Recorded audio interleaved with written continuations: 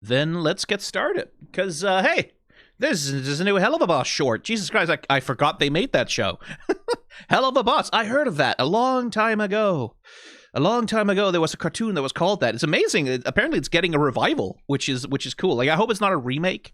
I know Amazon bought it now, and like, who knows? Like, God, if they make it a live action, I'm just not going to be interested. But they put out a short, and I figure we might as well check that out. Right? Like, it's a little teaser, like to see where the reboot is going. Right? And yeah, you know, I've missed the boys. I've missed these dipshits. It'll be nice. It'll be nice to see them again.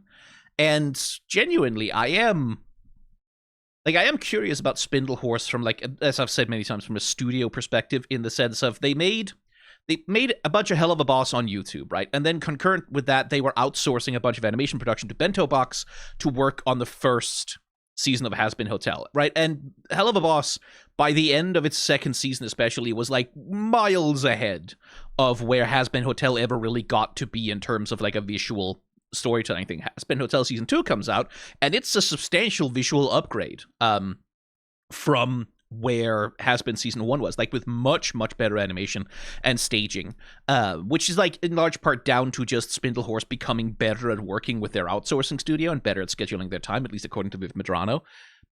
And now we're waiting on Hell of a Boss Season 3, where Medrano has said in an interview I watched that she's very excited for it because, like, it's some of the, like, according to her, the showrunner who owns the show and who has good reason to be hype about her own shit, is that it's some of the most amazing visual animation like that she's seen in a long time. And I'm inclined to believe them, given the fucking shots they put in to shit. Like, I still think about that shot of Octavia from I'll Be Okay. Like the work of madmen and monsters, and I'm genuinely, like, whether or not the third season is going to be good, I think I'm going to have a good time just with the animation, it feels like, which I'm excited for. Anyway, I bring that up just because I wonder the extent to which the production quality upgrades on Hell of a Boss will filter into the shorts at all, because the shorts seem like the sort of thing where you wouldn't want to put that much production budget towards them, right? Like, I don't expect to see a complex 3D rotational shot in one of these shorts, but I'm curious whether maybe I could go back and look at the first short and compare and see if there's been... Anyway, that's for later. Anyway, let's fucking watch the thing.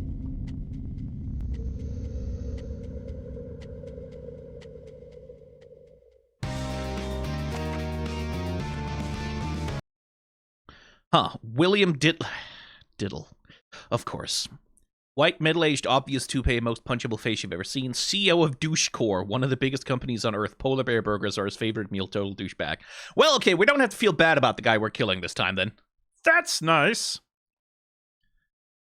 25 years of Douchecore.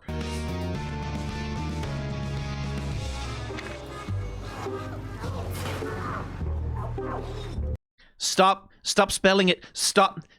It annoys me. You can stop spelling it with the "u." You can't use an "u" for that fuck. If it's silent, just leave it there. Like, if another letter in a word is silent, we don't cross it out. We just leave it there. We don't pronounce it. He's not called Blitzu. He's not from fucking Sunnabo. Like, he's not from fucking Sydfyn. He's not from fucking Fåborg. Like, hey, jeg er Blitzø nede fra Sydfyn. Jeg har et morterfirma, som jeg kører sammen. Like, no! Fuck off! You cannot do this to me. Like, it's fine if Blitz does it, like, because he doesn't know how to spell his name without the O, so he just crosses. That's fine, but don't do it in the subtitles. No, I don't like it. We don't all fit so. Your horns are in my face. Damn it, Foxy, move your ass. I need a better angle. Sir, this is a terrible plan. Well, hello. Okay, how are they doing that one? Okay, so I think the way they're doing that...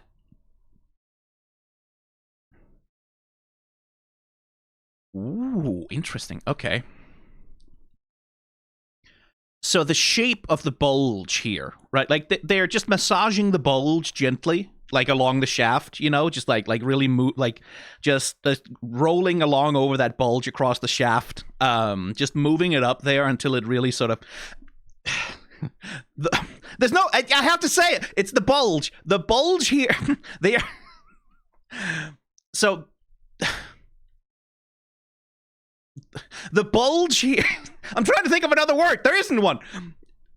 This thing seems to be a set shape, right? Like, I looking at it, they're not. You can see they're copy pasting it frame to frame, right? Like, most of the line work on the bulge doesn't change or morph or warp from frame to frame when it moves. So that seems to be like a set shape that they're just sort of moving across the volume of... Yeah, I think the ventilation shaft... It's a shaft, I'm sorry. Or duct, I suppose. I think this is just a consistent, unchanging... Yeah, you can actually see it. Like, even when the bulge is moving over, you can see how the line here on the thing doesn't change. So what they're doing is they have this shape, they're moving the bulge across it, and then the rest of it is just manipulating the lines, like the volume lines across the thing. And that is done genuinely kind of impressively. Because you can see it here, like, as we enter into the frame, you can see how here they kind of forget, like, they kind of forget to deform this line across the shape of the bulge. And as the thing moves over, you can see it's not like they're deforming the lines of the shaft, the duct perfectly, but they're doing enough cheating. Like, this is not like realistic in any way, shape, or form, but they're doing enough like cheating of the little rivets and the way places and spaces that the lines meet, with like easing and a little bit of squash and stretch on it, that you get that sense of something like something squeezing its way through the shaft, because it's so desperate to come out. Anyway, sorry, I'll stop now. Damn it, Foxy, move your ass. I need a better angle. Sir, this is a terrible plan. It's a terrible sounding plan. I'm sorry. Told you we could have just poisoned his daily coffee. And ruin a perfectly good mochaccino? Not on your worthless life. Blitz, if you want to kill him up close, why don't you just portal in behind him? Because that's fucking boring, Millie. Shut up. My plan is good. No, it's not. You know what? If you're just gonna shit on me and my plan, then there's the door. I'll take care of this myself. Blitz. Go. Question my decisions, trying to make me feel stupid. I'm the fucking boss of this operation, and I deserve the fucking...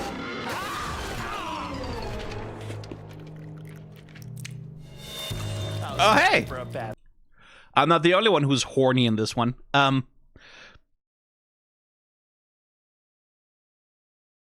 see he has learned a little bit more about how to activate the gem.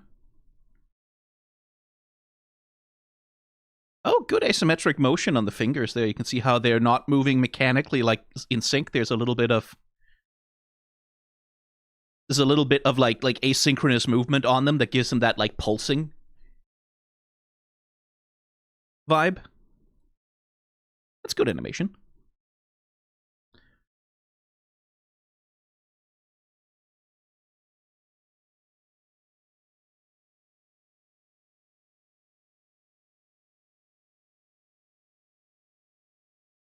Life. Blitz, if you want to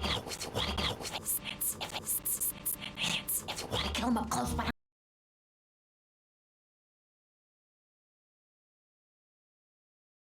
don't... Okay, the character animation approach here is interesting.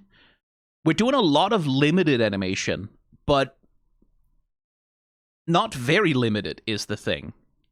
You can see they're kind of doing the Hanna-Barbera thing, right? The Hanna-Barbera thing is every Hanna-Barbera cartoon from the 60s you know about. Every single time, characters have a collar. They have a collar, they have a something around their neck, they have like a shirt collar, they have a tie, like fucking whatever. Something around their neck that separates their neck and the head from the rest of the body. And the point of doing that was that so animators could, on animation cells, just have to animate the head moving and nothing else for most of the dialogue scenes, which is why the Flintstones talk by going, "Gee, Barney, I'm moving my head when I talk, but I'm not really moving my hands and my arms," right?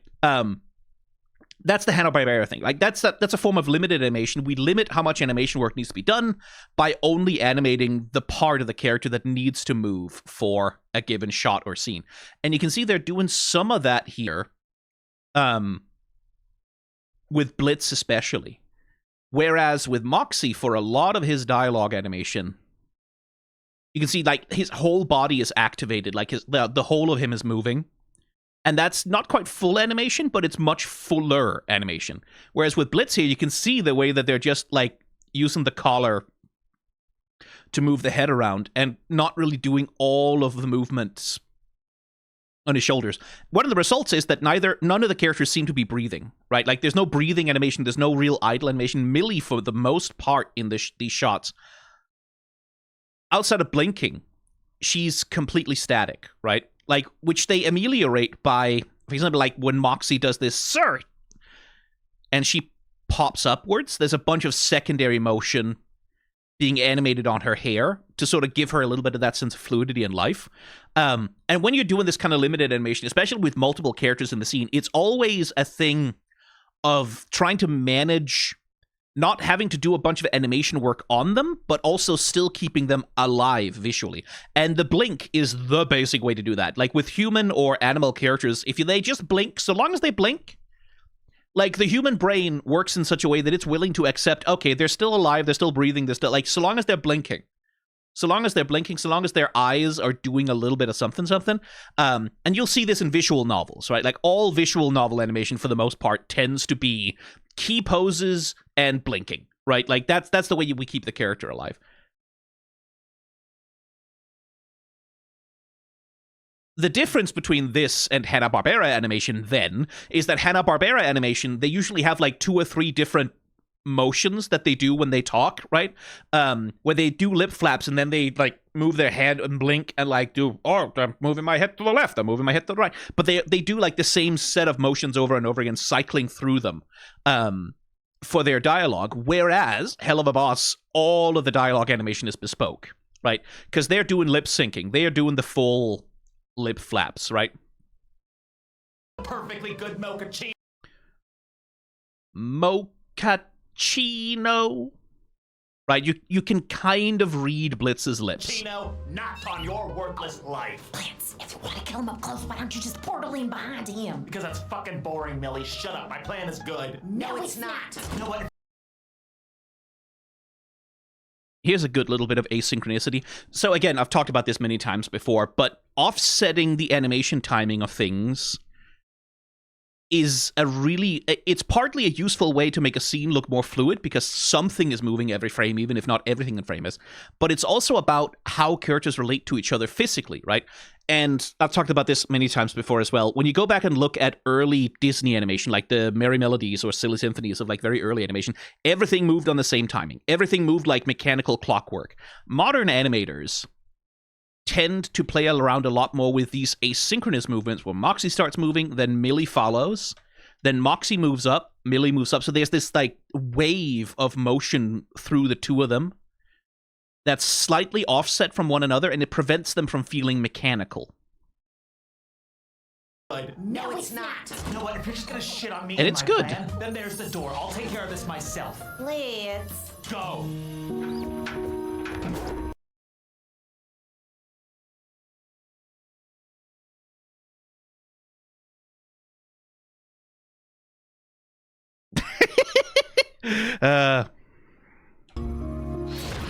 Question my decisions, trying to make me feel stupid. I'm the fucking boss.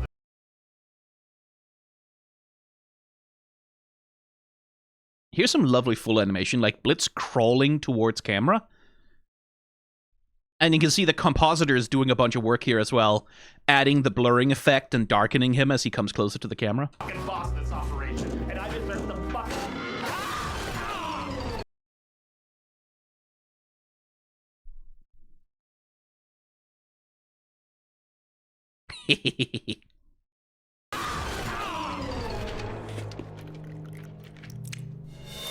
How's that for a bad plan? Oh shit! Mr. Diddle, I have your coffee. Yeah, just leave it there on the desk, Toots. Sir, why are you under there? yoga or something. It's good for increasing business. Brain. Shoving his head up his ass. Right, good. Yeah, and I see the outline of this. Blitz is gonna have fun pretending to be a fake CEO. Okie dokie. Smarts, study support Why was that man not wearing pants? the what the fuck am I doing? Wonderful idea, sir. I'll make sure every department head begins doing the same at once. I mean, you like my idea? Love it, sir. We love all your ideas. Oh, that almost made me come. Oh no. Oh no. Interesting. Okay, so that's the characterization we're doing here. Okay, I like that. So shorts have a tendency, like they sort of run a little bit both ways about either being just dumb shitposty jokes, right? Like was like, here's the imps killing someone, stuff happens, like shenanigans, fun. And then occasionally a little bit of characterization, right? Like nothing that's important, nothing that you need in order to watch Hell of a Boss, but just, you know, a little something.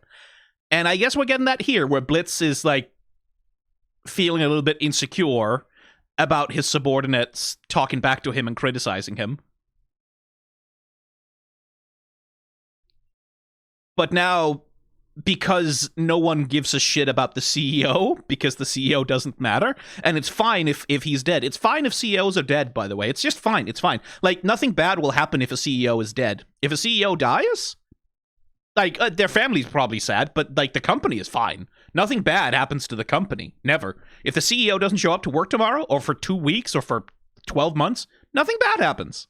Nothing bad happens. There's no negative consequence for the company in Minecraft. Whereas if the employees don't show up to work, well, the whole fucking company is gonna fucking explode. Ooh, good coffee animation. Oh, that's really good, actually. Hang on. Look at that. That's well observed. Like, as she steps forward, you can see this little wave. You can trace its pattern all the way around as the liquid rolls back and forth. That's three-dimensional almost. That's fantastic. Good job, whatever animator was doing the fucking coffee animation there. That's way more effort than what's necessary for this shot. I appreciate that. Yeah, just leave it there on the desk, Toots. Sir, why are you under there? Yoga or something. It's good for increasing business, brain, smarts, study support the what the fuck am I doing? Wonderful idea, sir. I'll make sure every department head begins doing the same at once. I mean, Okay, so how advanced are we gonna be here? Is the coffee cup gonna be a symbol here? She's filling up Blitz's cup, and it's kind of getting him like, whoa, in the same way, like a caffeine high. You like my idea? Are we gonna see the cup coming back as like a visual signifier? Blitz's like decreasing joy in what he's gonna be there. Love it, sir. We love all your ideas. Oh, that almost made me come.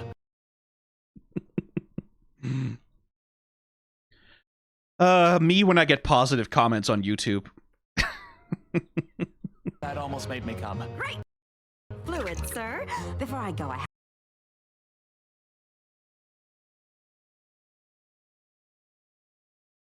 So she's doing the jerk-off motion when she says great fluids. So presumably, like anyone who works under a CEO, she's just like, yeah, just fucking stroke his ego, that's all he cares about. Fluid, sir. Before I go, I have some forms for you to sign. Ah, yes. I love forms.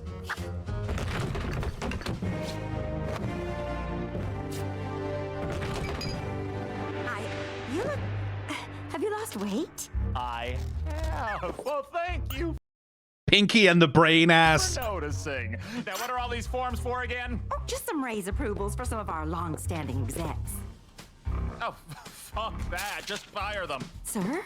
Why would a company have more than one boss? That's a little stupid. Yes, sir. Brilliant, sir. Oh, man. I mean, and this is how it goes, right? Like, that's, like... And you will, like, if you read fucking any company histories or reporting, this is how it goes. Like, someone at a company who's like reasonably competent in their role, gets promoted beyond their capacity, they end up in an executive role, and all of a sudden being in an executive role where you have other people trying to butter you up in order to get access to the resources you control, and people's egos just go fucking stratospheric to the moon, right? Like, it happens instantly, and they're parodying that here, but it's like, that's not... And it's not even because necessarily that everyone who's an executive is inherently a bad person, sort of internally. It's these structures, these systems, right? Like, where you have these corporate hierarchy systems where whoever's on top gets glazed to fuck and back, right? Like, whoever's on top gets fawning emails and glowing profiles in time and like fucking whatever because someone wants access to some of the money they have or some of the prestige or whatever. People's brains get cooked by that shit. Like, there's a podcaster called Riley Quinn who has said before that the lived experience of being rich must be akin to being kicked in the head by a horse every 10 or 15 minutes. Just the sheer amount of cognitive decline that it does to you to live in a world where your vast possession of wealth just makes the entire rest of the world behave absolutely insane around you, right? Like, a guy like Elon Musk, he was probably kind of a shitty kid from the start, what with being a South African whose dad owned an emerald mine and shit like that. Like, he was probably kind of fucked from the start, but then also he entered into these environments where people, because he has a lot of money, will just suck him off at every given opportunity. Of course he bought Twitter. Of course he did. Like, of course he did, because that's the primary sucking off Elon Musk to get access to his money platform, right? That's the platform where you do that. And of course that cooks his brain. Like, there was not a chance in hell. Like, there was not a chance in hell. Elon Musk started probably from a pretty bad place. He was probably not a good kid, but there was not a chance in hell he was ever going to turn out normal, because you can't. Like, these environments are toxic and anti-human and destructive and just evil, and they should be purged from the face of the earth. In Minecraft, jokes only, hypothetically. Yes, sir. Brilliant, sir.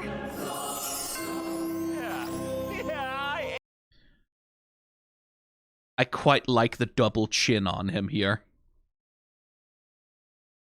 As he's, like, looking down.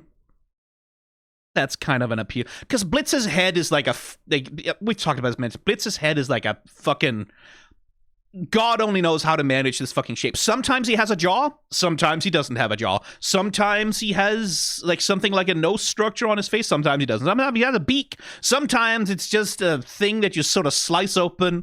And sometimes he's a fucking lizard snake. What? Like, they have to kind of do whatever the fuck with Blitz's head. I quite like that little wrinkled double chin there. That's cute. Yeah, I am brilliant. I'm a brilliant big boss. Now, what else needs to be done today? You think he's okay?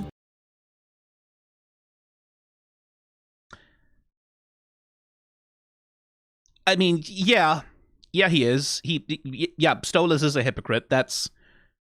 Yeah.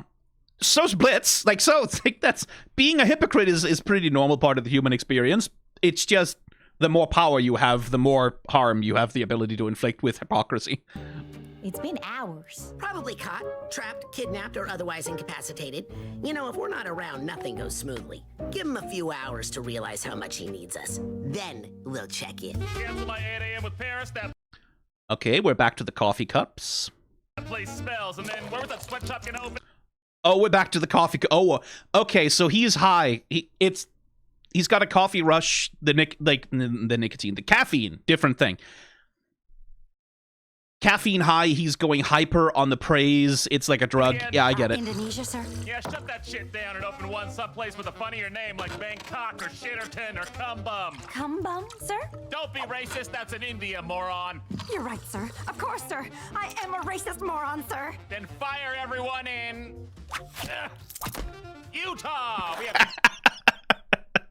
have Good expressions.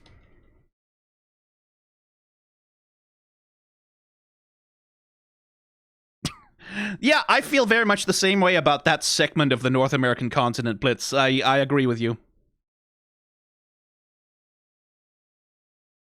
You're right, sir. Of course, sir. I am a racist moron, sir. Then fire everyone in Utah! We have people there, right? Yes, sir. Not anymore, we don't. Fuck Utah! Fucking useless state, sir. Now tell me what a good boss I am. Oh, God. You're such a good boss, sir. That's the stuff.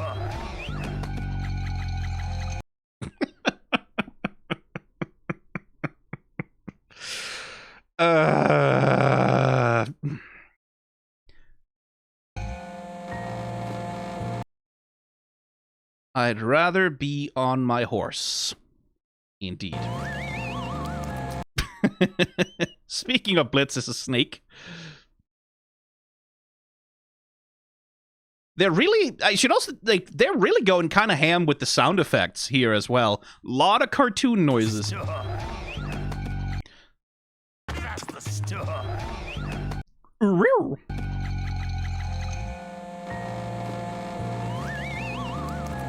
Like, they're really going all out with the fucking cartoon sound design.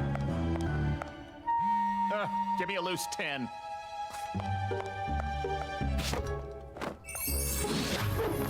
What? I'm businessing!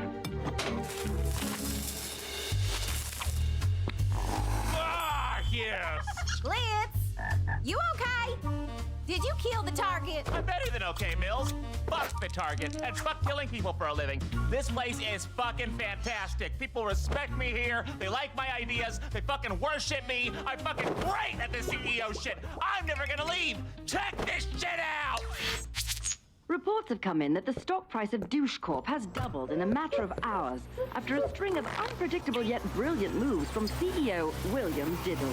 Never going back, Box. I'll diddle till the day I die. Breaking news.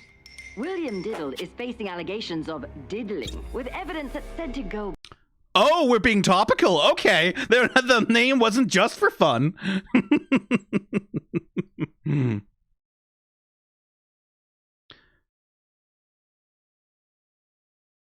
I wonder if they get away with this on age restriction on YouTube. Like, I don't imagine a lot of the Hell of a Boss things get to be monetized directly on YouTube necessarily. But that one does kind of feel like it would push you over the edge into age limiting.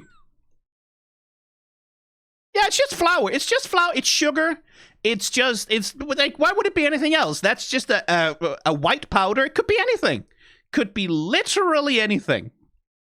Right? It could be hair powder for his nose hairs. That's probably what it is. Yeah, sure.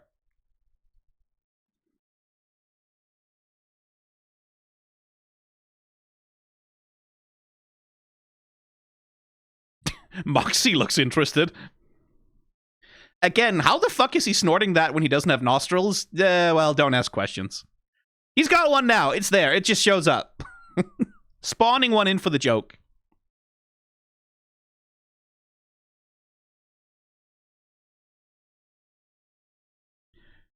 Really going kind of SpongeBob with it on his face many times here.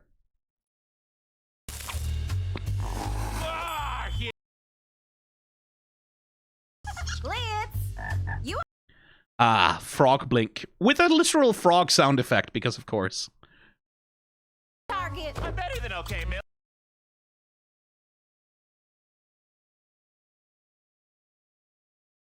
Here's another good use of limited animation, right? Because limited animation is not just something you do to save money. Sometimes it's an artistic affectation. Sometimes it's something that has like an aesthetic point where he settles into this like better than okay, and then because the whole scene is still, that gives us much more leeway to notice the twitching of the fingers, the twitching of the eyes, because the whole thing is still. You can do that contrast of motion, right? Like, whereas if he was fully animated and his whole body was moving all the time, it would be hard to tell that he has these little twitch animations going on. So the stillness is like part of the point also.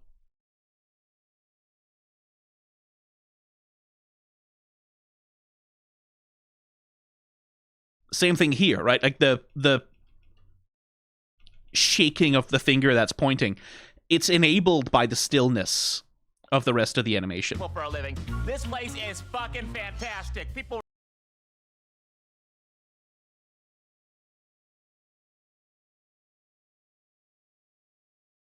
respect respect me here. They like my ideas. They fucking worship me. I'm fucking great at this CEO shit. I'm never gonna leave.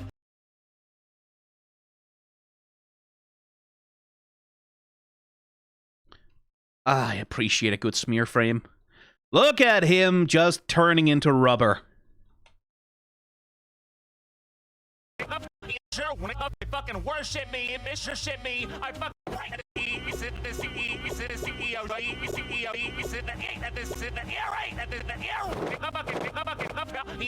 fucking worship me, I fucking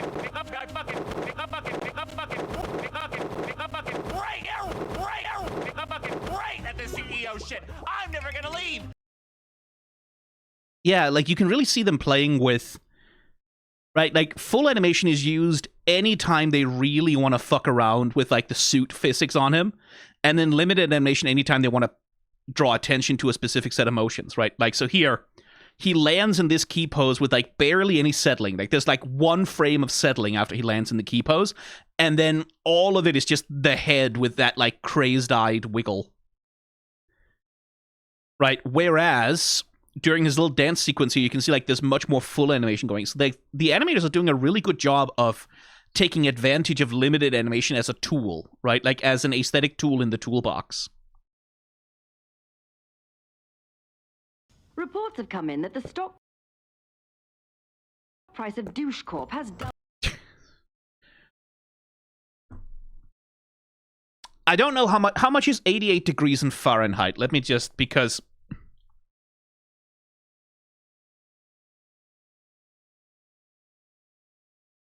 yeah, it's 31 degrees. It's just the shit they're doing here. Right? 666.6, right? Like, and it's 420, and then it's 88. Now, 88 is a number you need to look out for, because it is often used as an alphabet code, which is to say that it's the 8th letter of the alphabet twice, and the 8th letter of the alphabet is H, so that's HH, and white supremacists like to use that with 1488 for Heil Hitler, and 14 stands for the 14 words, which is a white supremacist dumb slogan that they like. So when you see the number 1488 anywhere, like that's a red flag, and when you just see the number 88, not necessarily a red flag, but it's a thing that's like, that could mean something, right? It's a dog whistle thing where most of the time it's not anything at all, but occasionally it is. And so I think it's being used intentionally here to go, yeah, the news is saying Heil Hitler, literally, because, well, you know. Actually, no, they're not going SpongeBob with it. This is Ren and Stimpy. That's what it's reminding me of. This is much more Ren and Stimpy in its attitude. Animation attitude. Moving the background. A matter of hours after a string of unpredictable yet brilliant moves from CEO William Diddle. And again, the topicality, right? Because the stock market is a load of bullshit. The only thing the stock market measures is how much someone is willing to gamble that a company's profits will go up, right, in the future. Is this stock going to be worth more money in the future? I'm taking a gamble on that by buying the stock now, right? So when a company is doing insane garbage like Blitz is doing here, right?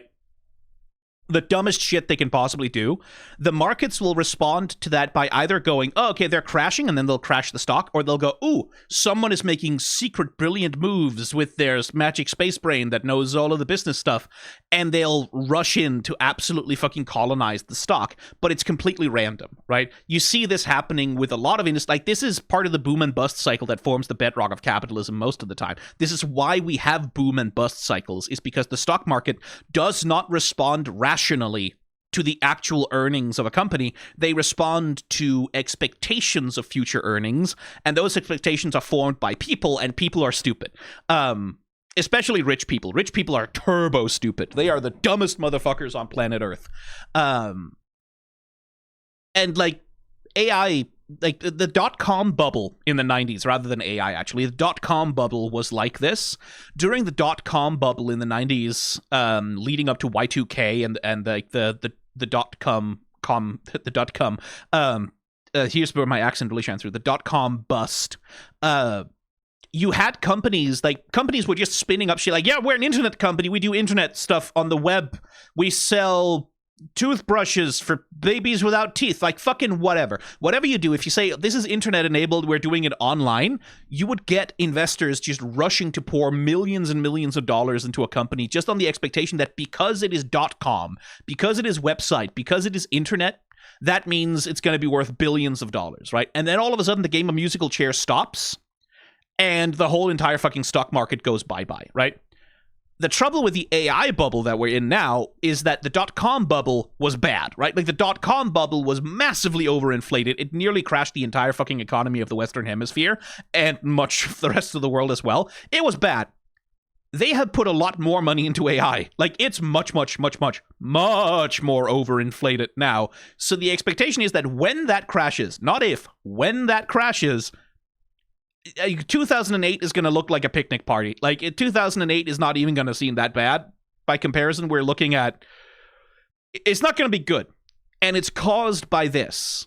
It's because AI companies came out and said, we have invented a new technology that can work. It's a very kind of slightly fancier chatbot, but we think that within 6 months to a year, we're going to have built God.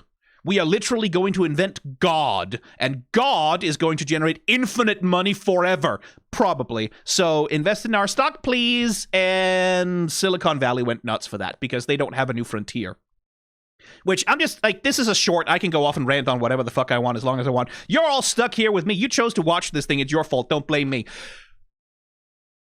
The thing about the fucking AI promises, right, is...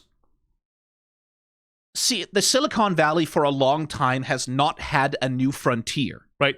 For a long time, Silicon Valley and tech was the golden goose of especially the American economy, right? Like, it was always pushing out these new products that were revolutionizing shit, and everyone is all of a sudden on social media. Everyone all of a sudden has a smartphone. Everyone all of a sudden, like, they kept coming up with these things that they were able to integrate into our lives in a way that became foundational to existence, right? Nowadays, you have to have a smartphone. It is a necessity for life to have a smartphone in many places, especially here in Denmark. And that was just like infinite money glitch forever, it seemed like. But for the past 10, 15, going on 20 years, like basically since like the rush of the smartphone, Silicon Valley hasn't had that. They haven't had that new frontier. They haven't had that new invention that makes everyone go, oh shit, this needs to be a product that everyone on the planet owns right now. They haven't had that explosive growth chart. They haven't had that line goes up, money for everything, which is why we've seen crypto and NFTs, and now the fucking AI scam. It's Silicon Valley desperately looking for a new infinite money glitch, right? It's not, and they're not doing it because they want to invent anything that's useful to anyone. They're doing it because the line was going up, and the whole entire system is predicated on the line going up, and the line has to keep going up. It cannot say, oh, we've reached a market cap. No. There can't be a market cap. More money has to come in, right? And this is the foundation for, like, this is why League of Legends skins are getting more expensive. Like, why they're fucking, all of a sudden they're $250 when the most expensive one used to be $30 is because at some point you run out of new people who are willing to use your product. And once you do, your only move, the only thing you can do to make the line keep going up is rather than getting new people in to use your product, you have to get more money out of those people who were already using it. And that's happening everywhere, not just in video games. It's happening in tech. It's happening in fucking tractors. Fucking tractors are getting software updates that are being held to ransom behind subscription plans. You have to pay subscriptions for the fucking car seat, heat in your car seats on your fucking car. You have to pay subscriptions for everything because every single company, every corporation is desperately squeezing the people that they already have for more and more money because it's the only way they have left to keep the line going up. And at some point, this game of musical chairs is going to stop, and we're not going to be the ones, like the CEOs are not going to be the ones who have to pay the price for that fucking party. Anyway. I'm never going back, Box. I'll diddle till the day I die. Breaking news. Breaking news. William Diddle is facing allegations of diddling, with evidence that's said to go back years. Deeming these decades of disclosures documenting Diddle's diddling deplorable, Douche Corp's delegates declared a discontinuance of Diddle's directorship. V for Vendetta! Okay, very good. Props to the scriptwriter for that one. Propped to the script writers. That was good. Very good. Hey, that was not me, all right? That I don't know who that I would never, and I didn't ever. Don't fucking look at me like. Well, it was fun while it lasted.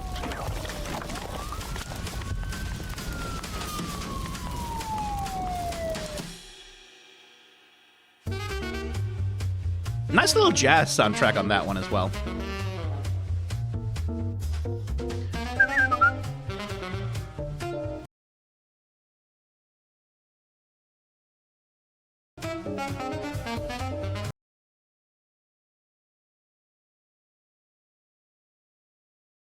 Yeah, that was a solid little short. Because, like, the focus on it was, like, it was a bunch of jokes, right? Like, we're doing a bunch of topical humor, Epstein files, CEOs bad, etc. Like, gesturing at the ways in which the corporate environment is fundamentally, like, detrimental to human mental health and like, decency and the human soul. Very good.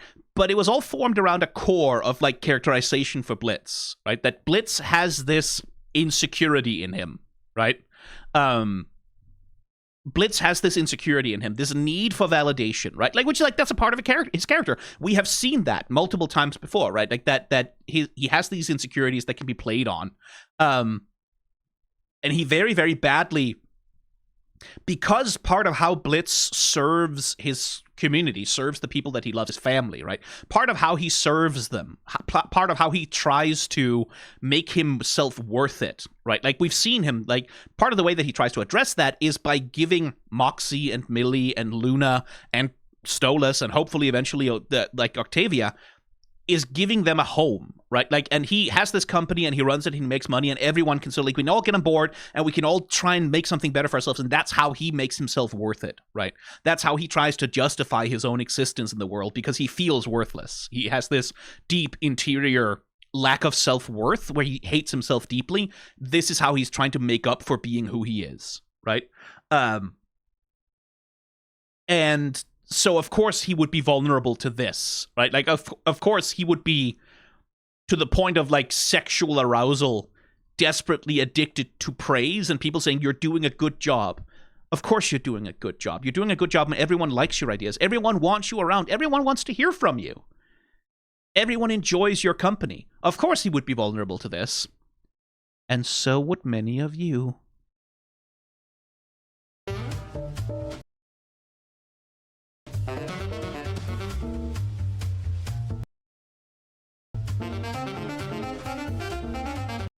Hey, it's Great Delisle! I should have known.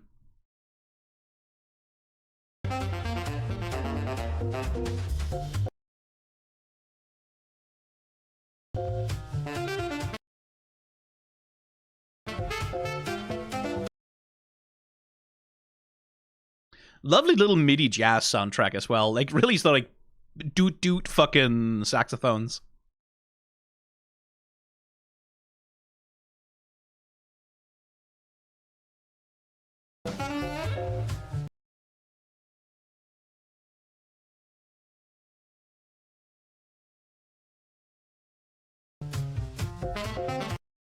I do also wonder about the production approach they take with the shorts. Like, I want, because, like, I know Spindlehorse is primarily a studio, like, or they were, at least for quite a long time, they were primarily a studio that worked heavily with, like, freelancers and contract workers, right? Like, which was to say, they tended to get a lot of young animators fresh out of animation school, or like a lot of, like, remote work and things like that from animators who were not really experienced in the industry very much, but who, like, were willing to work at Spindlehorse for relatively low pay, which is, like, not unusual for animation studios as such, right? Like, which was part of what led to the bad working conditions that were detailed in the report from, what was the website?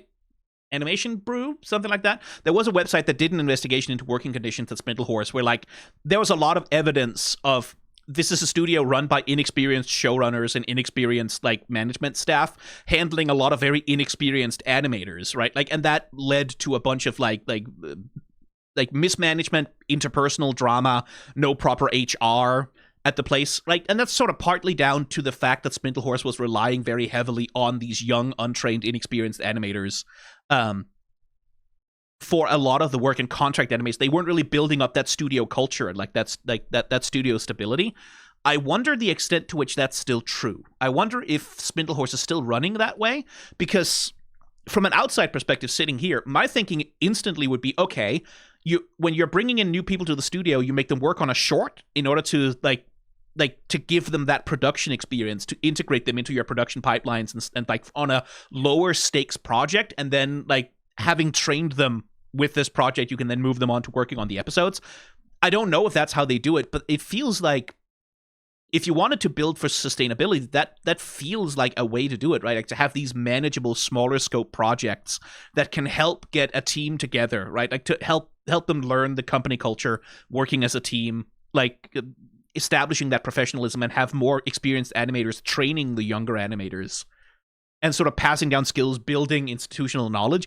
I don't know if that's something Spindlehorse is in a position to do, if they're capable of doing that yet, but it's something I would like. Because we're talking so much about this new age of indie animation, right? Of like so many shows with Glitch, with Spindlehorse, with a bunch of independents as well. Like Please Please I Don't Want to Be a Magical Girl is getting a fully animated version of its pilot episode. But the way that all of this, like right now there's a bit of a gold rush, right? Like right now there's a little bit of like a holy shit, this might actually be a viable business model kind of vibe. But the only way it's going to last is if these studios at some point can settle into a structure where they can build up institutional knowledge and job security for people, so that everyone isn't working on contract work, right? So that everyone isn't just working on one project at a time and having to scramble for rent the rest of the time, so that more experienced animators can pass on knowledge and business and like best practices to younger animators.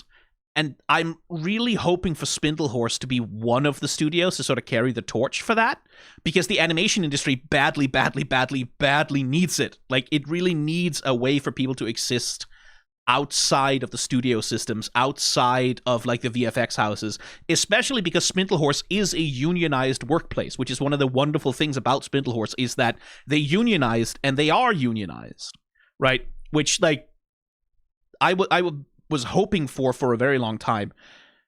And unionized studios that are having massive success like Spindlehorse, that's what we want as a standard bearer for what the future of animation should look like. Independent, unionized studios that are making their own shows, right? And distributing them on streaming, on YouTube, on like fucking whatever, like making up a lot of their money through merchandise sales, things like that. Hopefully at some point they can also get into like the other thing is, not every single show can be run on ad revenue on YouTube or merchandise sales, right? Like Glitch and Spindlehorse are running merchandising empires, but that's also not sustainable as like a broad, like you can't have 500 animation studios all trying to sustain themselves on merch. That's not going to work, because like consumers only have so much fucking money to go around. So I also like, and that's one of the things that gives me complicated feelings about Spindlehorse and Amazon, is like, on the one hand, I don't want Spindlehorse anywhere near Amazon's control, because Amazon is fucking this. It's this shit. It's what this whole fucking short was about, right?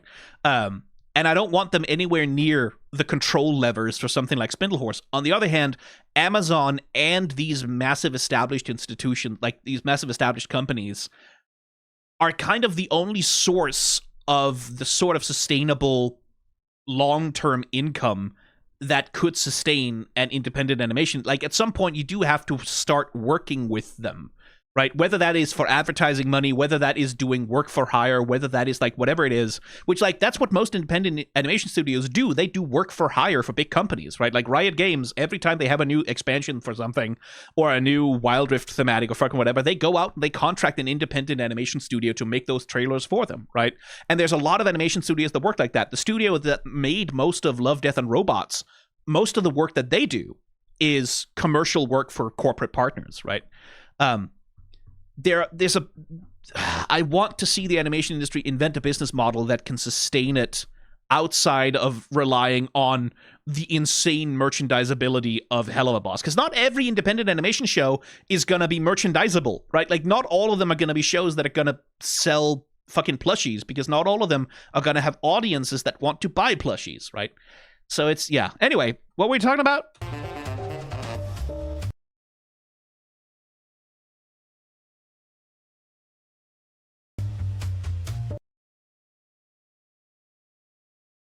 We were reading the credits is what we were doing.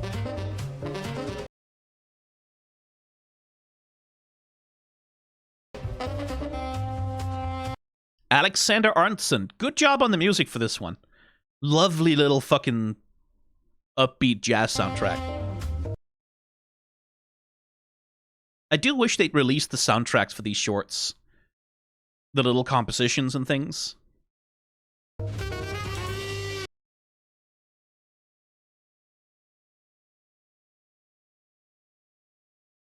Union!